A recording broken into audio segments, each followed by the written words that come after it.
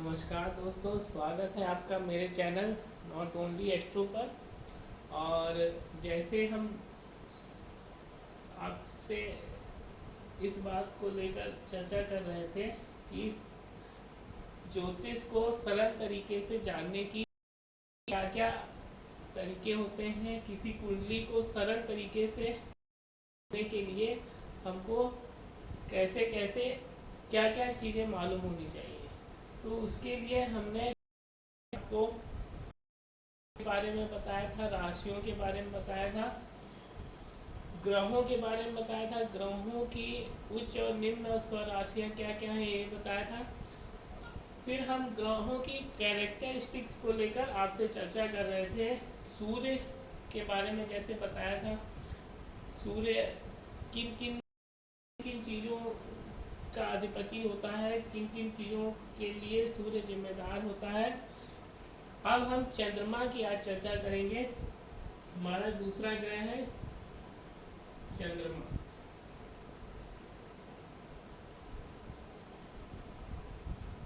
चंद्रमा जैसे कि सब लोग कहीं ना कहीं हम लोगों ने सुन रखा होगा, चंद्रमा मन का कारक होता है। जैसे सूर्य आत्मा का कारक होता है, ऐसे ही चंद्रमा मन का कारक होता है। मन का कारक ग्रह है। मन का कारक मतलब हमारे मन मस्तिष्क में जो भी चीज़ें चलती हैं, हमारी भावनाओं को कंट्रोल करता है, हमारी फीलिंग्स को गवर्न करता है। चंद्रमा भावनाओं का कारक होता है।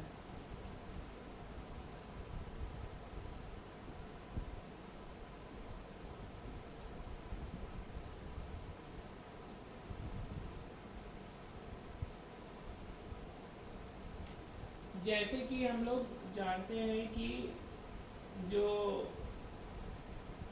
समुद्र में जो ज्वार भाटा आता है, उसके लिए चंद्रमा का गुरुत्वाकर्षण जो पृथ्वी पर लगता है वो वही जिम्मेदार होता है।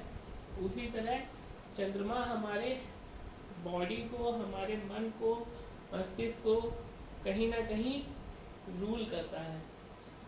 चंद्रमा पानी से जुड़ी जितनी भी चीज़ें होती हैं, जल से जुड़ी जितने भी चीज़ें होती हैं जल से संबंधित, उनको चंद्रमा कंट्रोल करता है।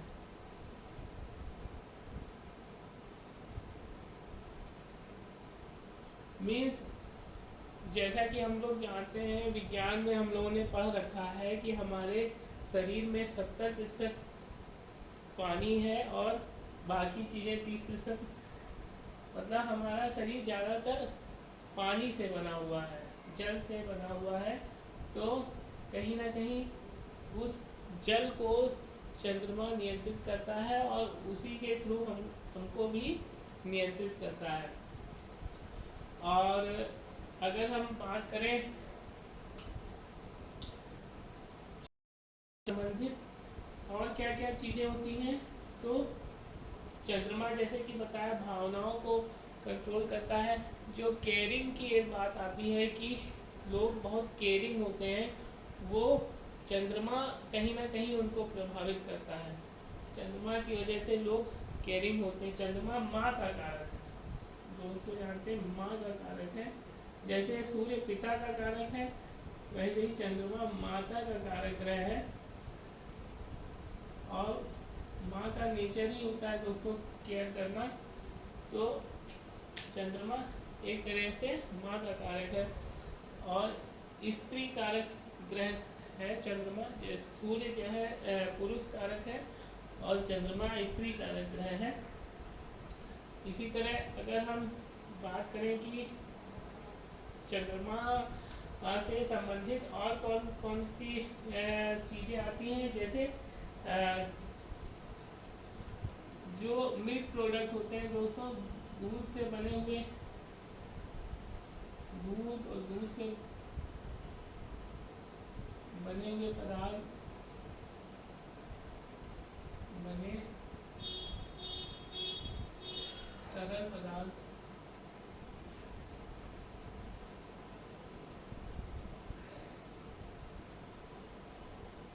रही हो गया,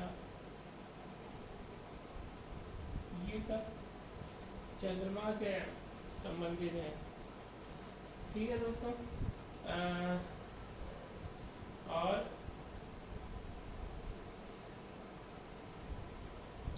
चंद्रमा से संबंधित और कौन सी चीजें, जैसे हम किसी भी फल का जूस पीते हैं, फलों का जूस, मतलब ज़्यादातर जो तरल पदार्थ हैं वो चंद्रमा से संबंधित है, क्योंकि कहीं ना कहीं उनमें कुछ अंश में पानी मौजूद होता है, वाटर होता है। और अगर हम बात करें व्यवसाय की, तो दूध संबंधित व्यवसाय,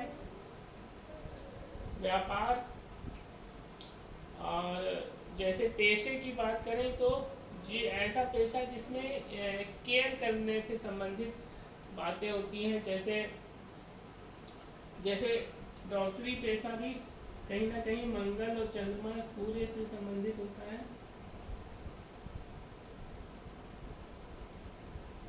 डॉक्टरी पेशा कहीं ना कहीं केयरिंग वाली बात इसमें भी होती है। और अगर हम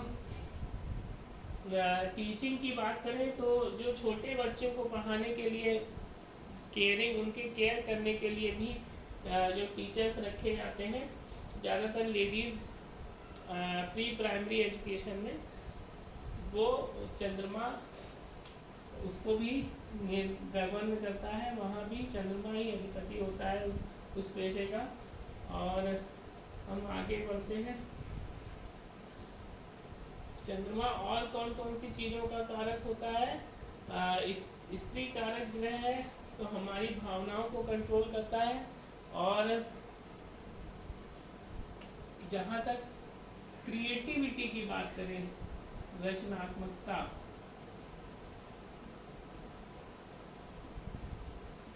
ऐसा पेशा, ऐसा काम जिसमें रचनात्मकता हो, क्रिएटिविटी हो, वो चंद्रमा द्वारा रूल होती है।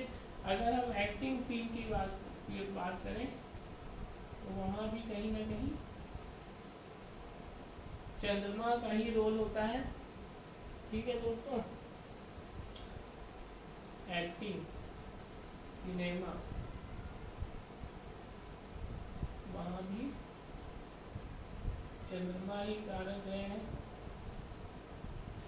और अगर हम और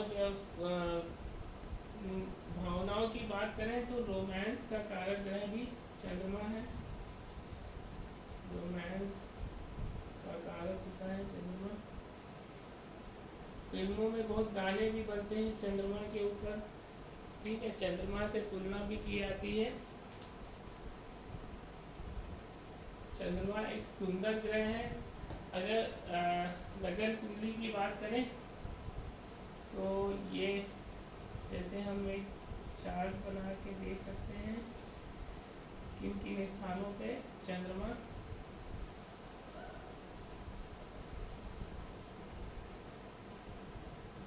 ये हमारा चार्ट बन गया। और ये हमारा पहला भाव, ये दूसरा भाव, ये एक नंबर। अगर राशि, अगर हम यहाँ राशि की बात करें तो मेष राशि हो जाएगी क्लॉकवाइज डायरेक्शन में। नंबरिंग जो है क्लॉकवाइज करनी है।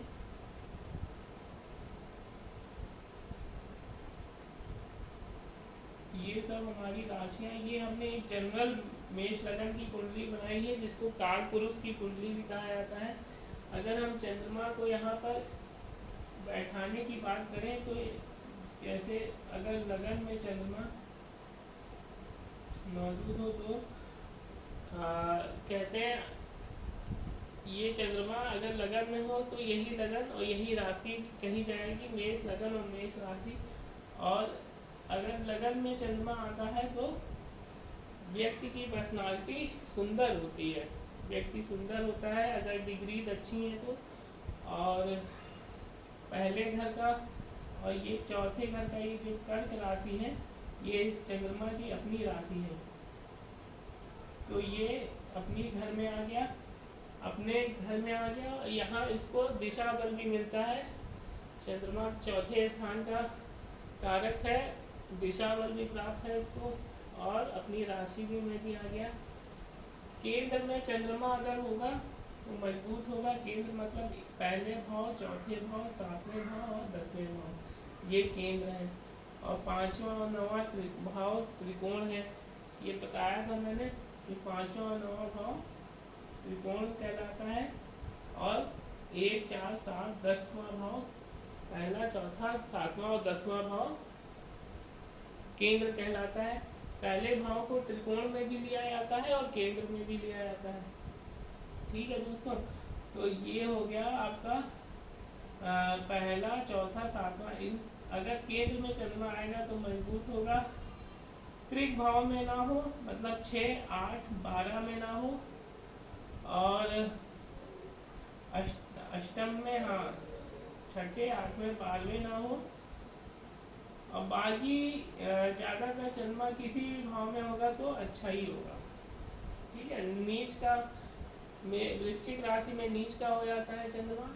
अगर 8 नंबर की राशि में होगा, राशि ये कहीं पर भी हो, 8 नंबर कहीं भी लिखा हो, अगर इसमें चंद्रमा आ जाएगा तो नीच का हो जाएगा। और अगर 2 नंबर की राशि में है, वृष राशि में, इसमें चंद्रमा होगा, बैठा होगा, तो उच्च का हो जाएगा। ठीक है दोस्तों, तो आज ये हमने बात करी चंद्रमा की। अगले वीडियो में मैं लेकर आऊँगा आपको मंगल के बारे में कुछ रोचक बातें। तब तक के लिए मुझे आज्ञा दीजिए। धन्यवाद, नमस्कार।